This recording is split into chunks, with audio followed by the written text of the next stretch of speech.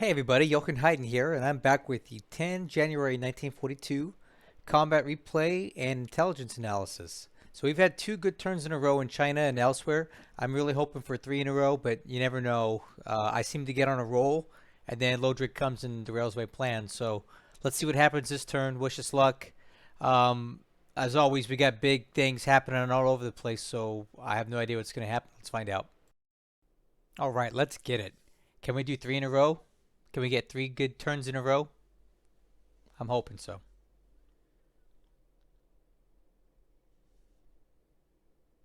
Why do I always get so nervous when I watch these replays?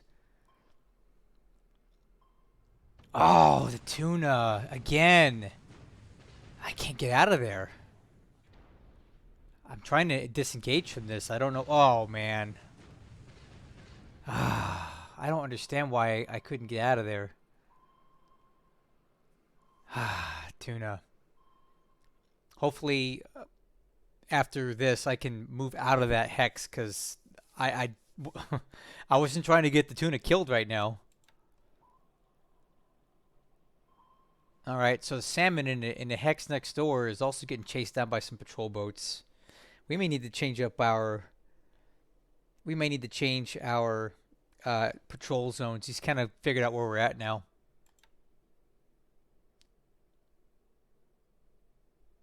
Okay, no night strikes tonight.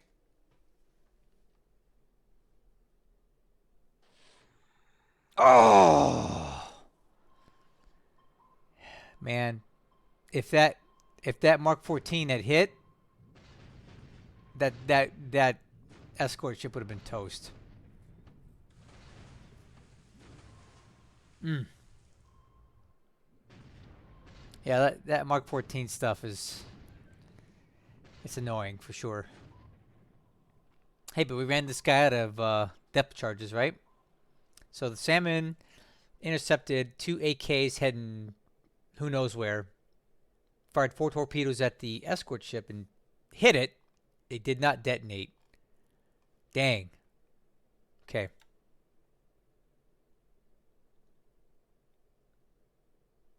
He's so lucky.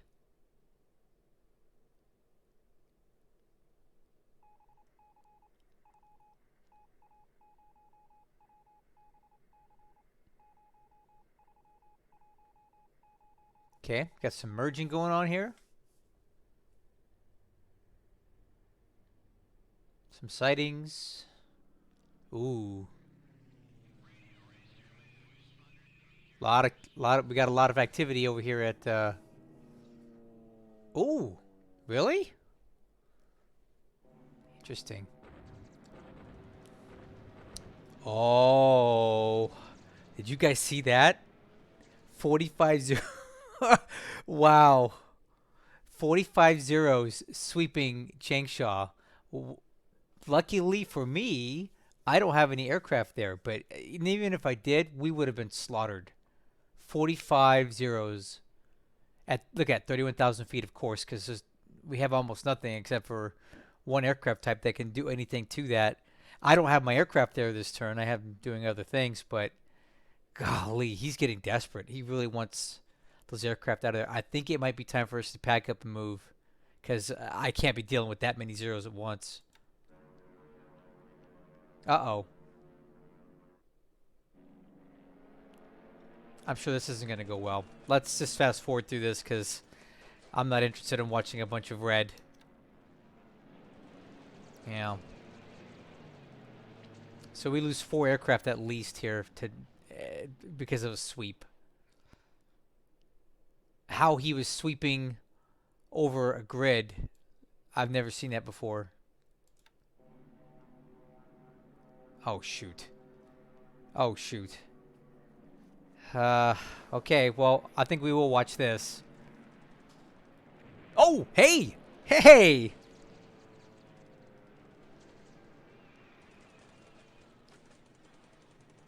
Come on, P-38s. Show me something here. Ah, man. So this is my first real air-to-air engagement with my P-38s this campaign. Oh! All right, so far so good. Oh, that could be bad. Okay, where are the flying tigers at?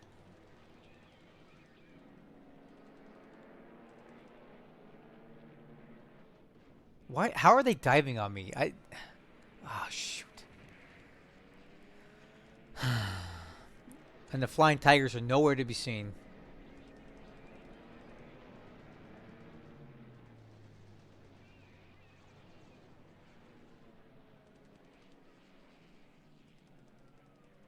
There we go. Finally, some reinforcements here.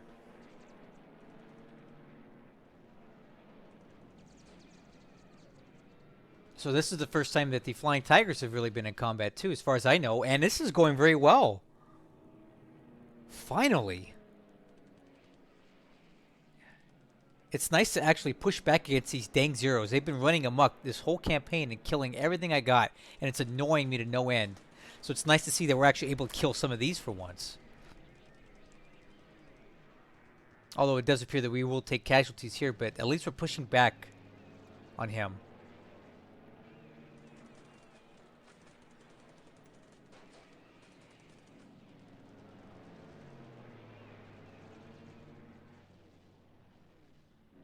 Oh, okay. So it's saying we lost one P-38 versus 2 zeros. I think these numbers are wrong. I think it was more on both sides. But hey, we didn't get completely blown out here for once, and that's really cool. So let's take a look here. My P-38s were at 20,000.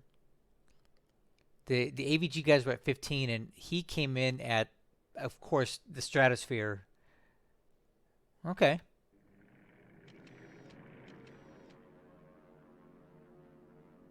It's almost like he knew that I'd have a cap here. Why would he be flying sweeps over this? Whatever. Okay. You know what? Let's get some more of this here.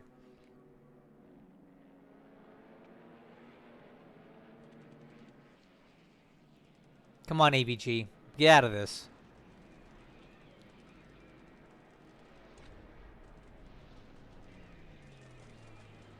Oh, yeah.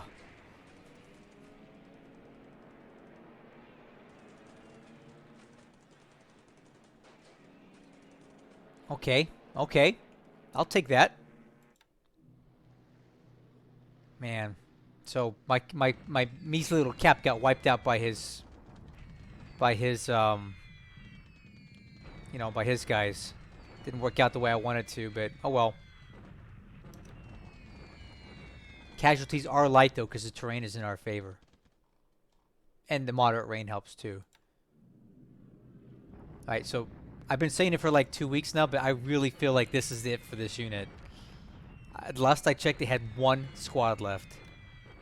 And there it is. So if we never see this base force again, it was nice knowing you guys. Oh! Oh! Oh! Okay. I don't know how our... oh, I think we're out of fuel here.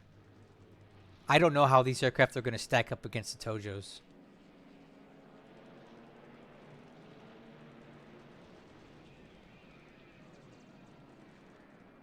Not great. So let's see what the P-38s can do against the Tojo.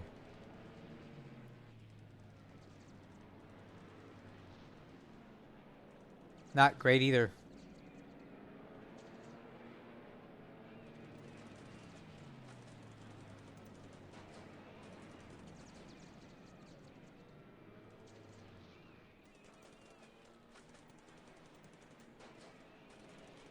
Mm.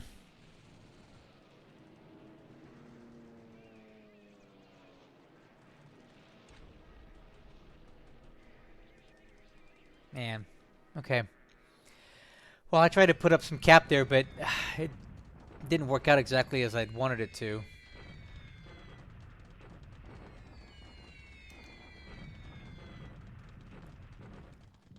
So it's showing that we lost one P-38, and we take a fair amount of casualties on the ground here. I suspect this unit will be bombed mercilessly.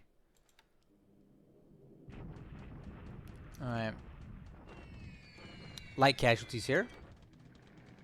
And another big raid. Oh, one P-38. Why even bother? Alright, so. Didn't take any casualties, though. Maybe the P-38 disrupted it all. Yeah, he's throwing everything he's got at this.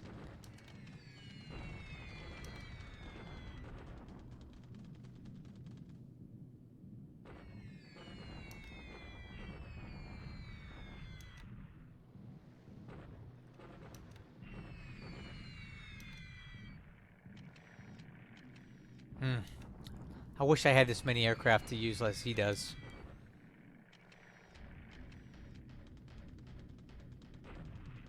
Our, our DB3s managed to get through. Don't really accomplish anything, but we got through.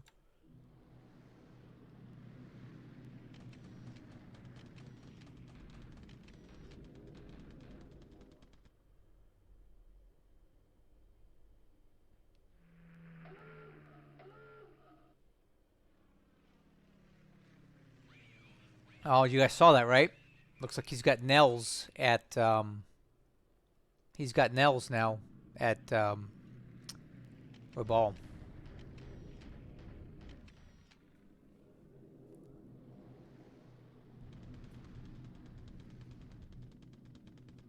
Okay, so that's it for the air combat. Interesting to see the P-38s in action finally.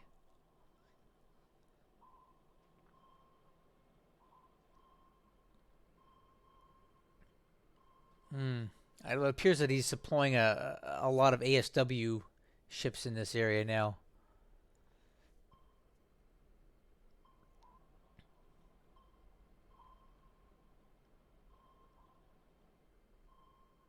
Okay, nothing came of that.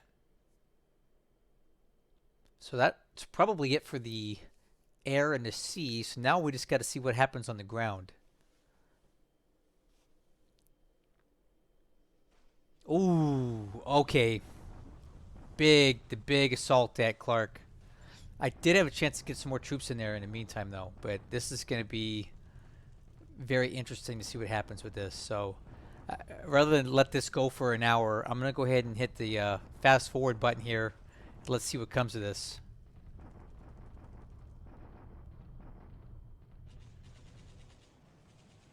Oh, not looking too good. Well, we hold. Okay, we hold.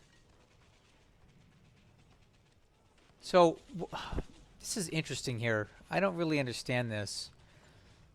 Um, it does not appear that our terrain is giving us a whole lot of boost here, because we're on ×3 terrain with fortification, but it didn't seem to slow him down. Which is very unfortunate, because I don't think we're going to take another one of those attacks. Look at how much assault value he's got here. 3,500 at Clark. Oh, yeah, this is very lopsided.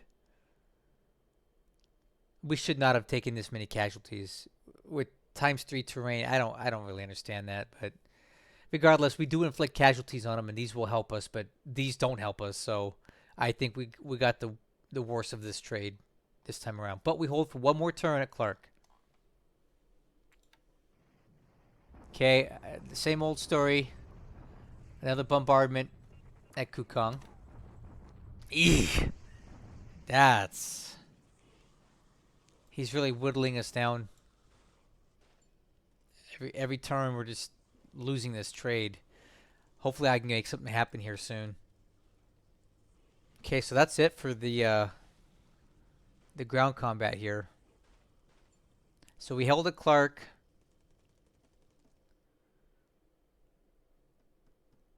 Had a good air battle. Unfortunately, though, I don't know how much longer Clark's going to hold out taking losses like that.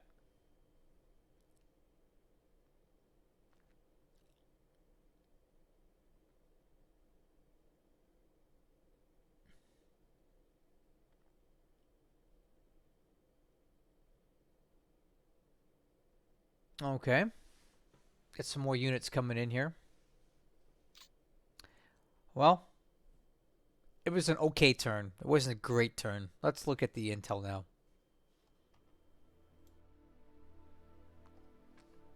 Okay, guys. We are back with the intelligence report. So let's take a look at what happened here. Okay. So, we'll start with aircraft losses for today, which unfortunately aren't so great.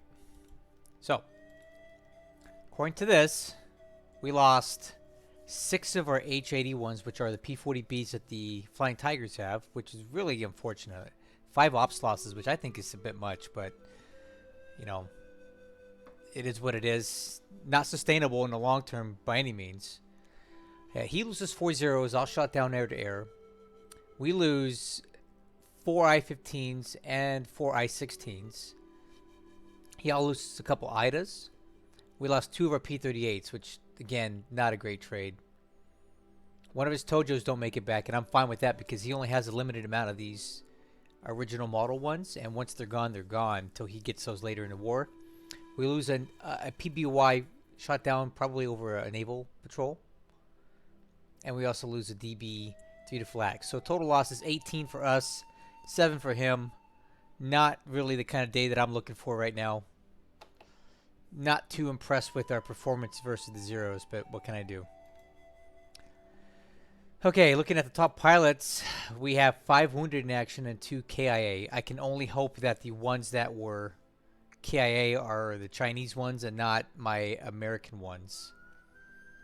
We'll take a look at top pilots here, sorting by kills. We do have a couple pilots here that were flying the Flying Tiger guys, so they got some kills here. And we do have one of our P-38 pilots who got his first kill. So, you know, it doesn't appear that any of those pilots were killed this turn or wounded, so that's cool.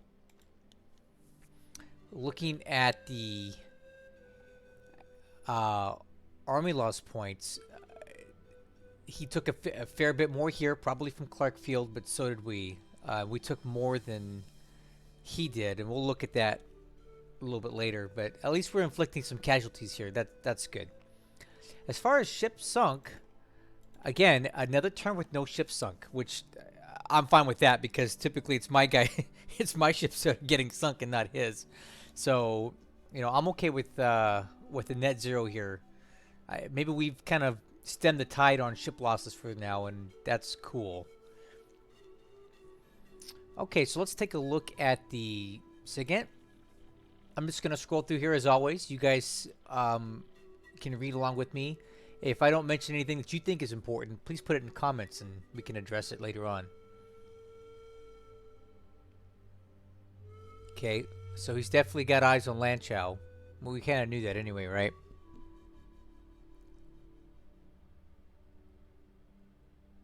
Radio transmissions detected at Bay and Leo.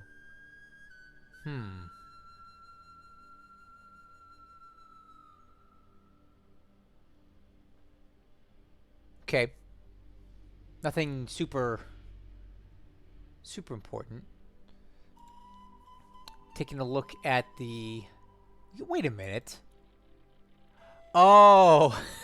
This isn't even the right ops report. I know what this is. Okay.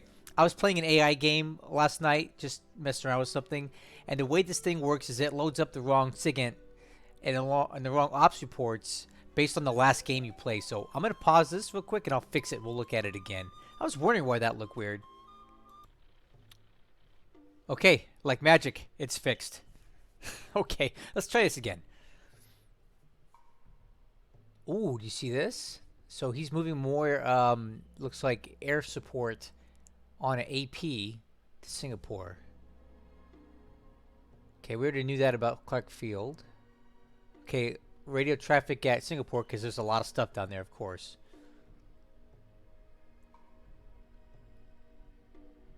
Okay, yep. Heavy volume radio transmissions at Tokyo. This could mean that he's forming a convoy to sail out somewhere, so, you know, we'll keep an eye out for that. Oh, and he's moving more troops here to Lingayen. I don't know why. I think he's got more than enough there to finish the job. Okay. So SIGINT, nothing noteworthy. Going to the ops report, which I've also fixed. Okay, so Harbor Rabal is reported as empty by our coast watchers. Okay. Appears that we hit a Japanese destroyer on a naval patrol. I don't know how much we hit them or how much damage we did, but maybe it's enough to at least send them back to port. Oh, and there's that base force near Victoria Point that I've been talking about for the last 2 weeks. He finally wiped it out. It's over. It's gone forever. Okay, a lot of sighting reports, a lot of write-offs here.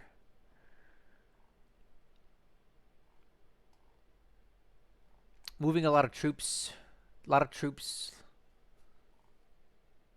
finally getting the Lark Battalion. Look at that. We're moving the Lark Battalion really good now. We're getting it off of New Britain. So the Lark Battalion is that unit that was at Port Moresby. No, correction. At Rabal when he invaded it and it got kicked out of there. So I'm trying to pull it back and I'm dumping it into Port Moresby because its parent unit is there and I can reform it. Yeah, a lot of aircraft lost.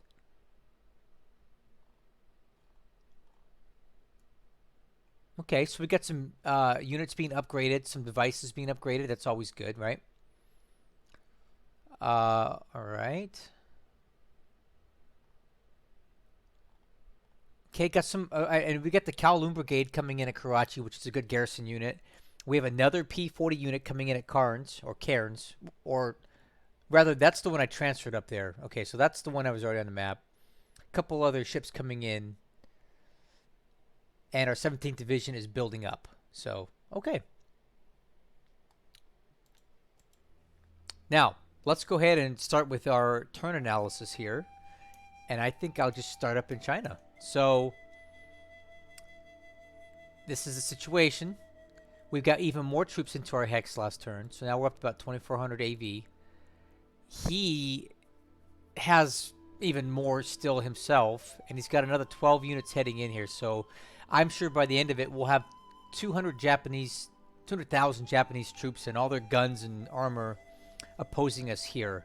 I have no idea if we can hold out long term, but we do have reinforcements coming. We've got plenty of troops coming into the hex, and we should be able to double our forces there. And then this is going to be a showdown to see who can outlast who. I think I'll have enough troops in the hex that he won't be able to take it, but if he keeps doing these bombardment missions, I don't have any guns to oppose them. So, like, how long can that hold out? I don't know. I'm hoping for a while. Maybe he'll run into a supply situation himself where that's not going to work for him either. But in the short term, I don't think it's going to... We're not going to lose this hex. But I also don't think we can hold this for months. Because he can just keep dumping troops in here. And I've kind of reached my limit as to what I can put in there. So we got about 1,900 there, 2,400 there, and a bunch more coming in from other locations. And that'll be it. So we'll see what happens. He appeared to have gotten another 2 units into the Pinsiang Hex. But that's fine with me because we've got good fortification there. We've got about 1,400 AV on good terrain with more reinforcements on the way. So I don't think this unit's going to be big enough to bust out and take this. Aha! Check this out, guys. I just noticed something. I think I see an arrow here. I think he's reading the tea leaves here and he realizes that he's about to get surrounded. And that's going to break the stalemate at Kukong. So, fine with me. He's retreating. And we are moving in a pincer movement here. So, either way, it's good for us because it takes the pressure off of Kukong. And he'll have to find another way to breach the line, which I don't think he'll be able to do very easily.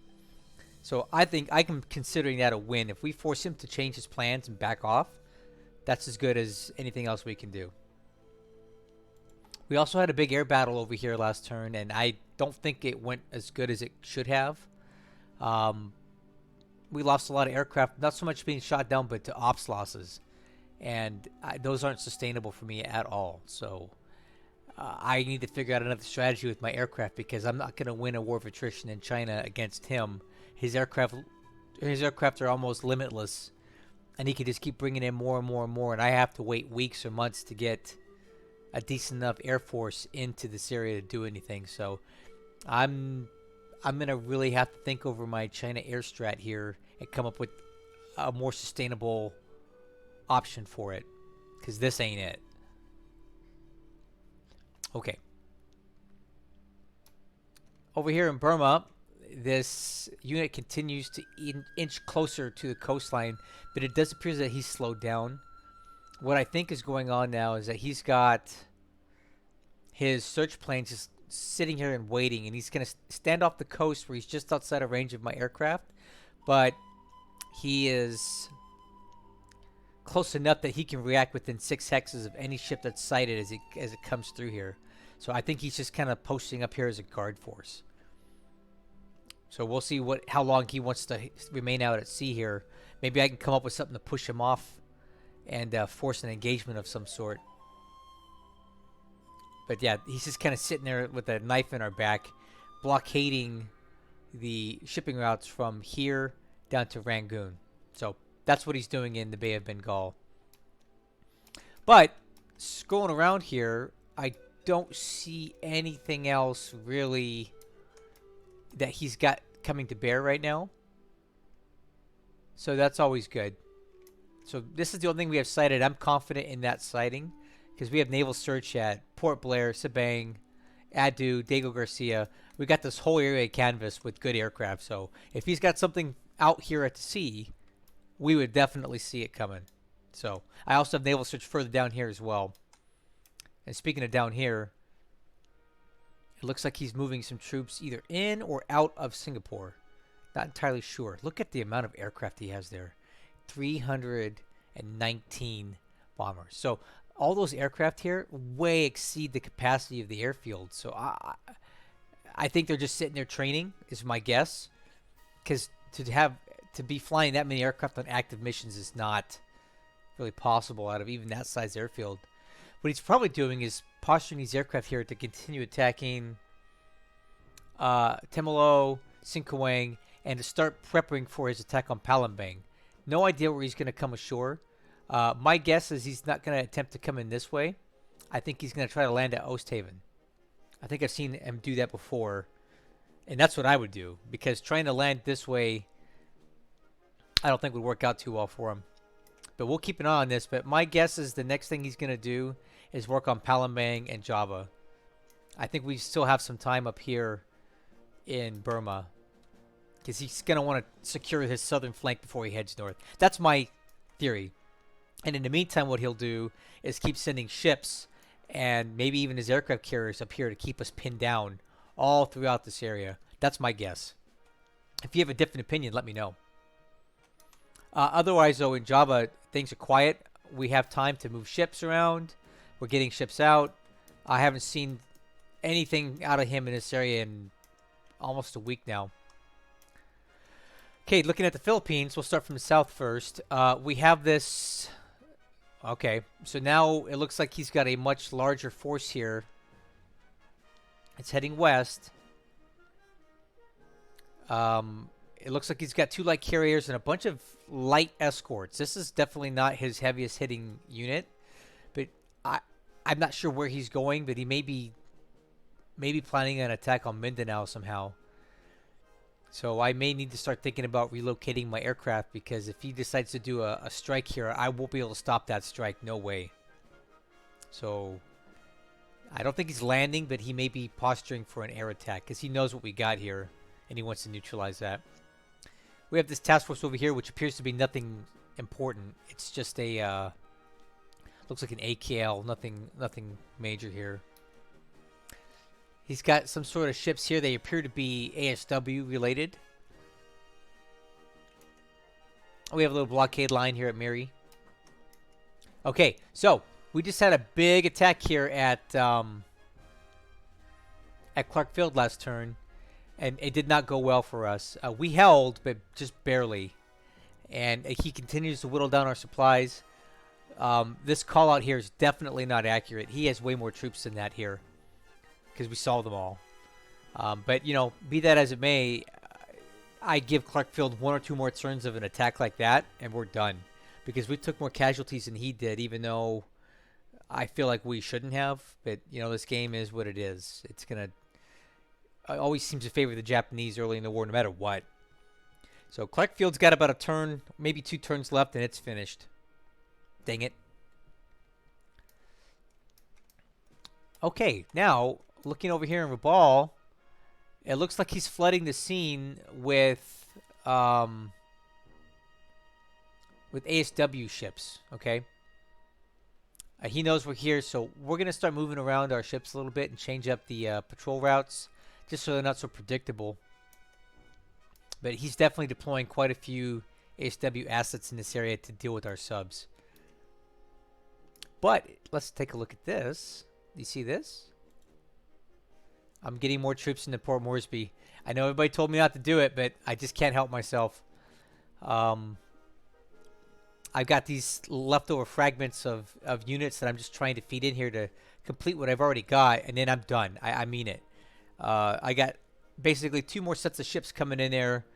Small ships, small task forces with the minimum amount of stuff on there, just to kind of top off what I've got in Port Moresby, and then that's it. We're sealing it off, and we'll switch to air supply and air transport from this point forward, because I just don't want to lose any more ships like I've done twice now when his carriers teleport in and jack us up. So that's what we're doing here at Port Moresby. I got a couple ships in there, I got some more troops in there, and then we're done. So other than that, taking a gander around here, not much else to say. All throughout Australia, it's pretty quiet right now, which I'm enjoying very much. I'm taking this time to get ships in, ships out, supply things, move some ships around. A lot of my ships that escaped Java and in Borneo are kind of hanging out here in southern Australia, because I think it's pretty safe out here. I don't think he's going to bring a carrier task force over to Port Augusta, for example, where we've got a number of Dutch ships just kind of hanging out, and we're disbanding them. See? These are all Dutch, and we got them out. So that's what I'm doing. I'm moving a lot of the Dutch ships that aren't particularly valuable to me down to Port Augusta, just stashing them here. And then later on, when I have a use for them, I will employ them as such. But I'm going to enjoy this opportunity while I can to get some supply ships in and out. See? Moving stuff around. Happy with all that. And I also am happy to report that Fortress Nomea is coming along very nicely. Take a look at this. We got a lot of stuff here now, guys. Lots of supplies, lots of fuel, lots of troops.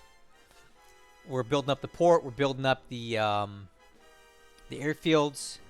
We're expanding everything. So I am confident that no matter what Lodrik attempts to do, we're going to successfully defend New Caledonia. He ain't taking it.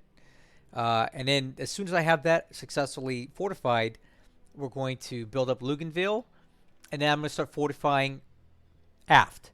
So my strategy is to build from the front back, not build from the back forward. I think Dojo in his game spent a lot of time building from the back forward, and he kind of handicapped himself by having troops too far away from the front to do anything. My strategy is to build from the front back, because this is the forward-facing side over here towards Lodrik's expansion goals in the South Pacific. So if I can be strong here and make sure that I seal this off, I can start working on this other stuff further back. Okay, so I think that's basically it.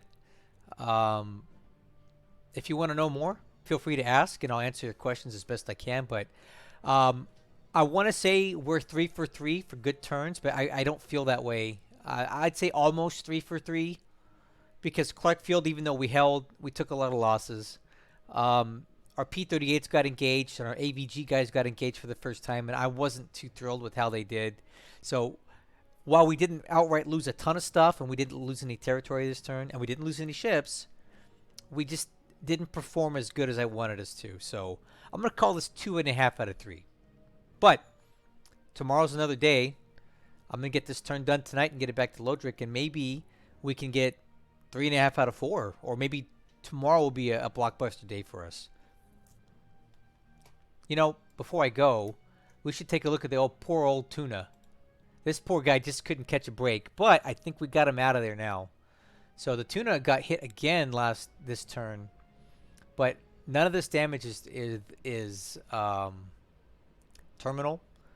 This stuff is all things that can be repaired partially on the way home, and then where this is going to its new sub base, I should be able to patch it up and get it back into the field without having to bring it all the way to Pearl Harbor. One major damage point is repairable by a repair ship, so that's the intent there. So the tuna is going to survive. I think what I did was I brought it out this way and then over, so he would clear the escort ships. So tuna's going to be okay, guys. No sushi for Lodrik tonight. That's all I got. Thanks for watching. Thanks for supporting us. And please come over to the Discord. It's getting exciting now. We have almost 60 members, and the conversations are always great. If you want to know more about what I'm doing, if you want to deep dive into my strategies and discussions, come on over there. You can pick my side or Lodrik's side. We're both active on the Discord there, and we'll be happy to answer your questions. So come on over. See you guys later.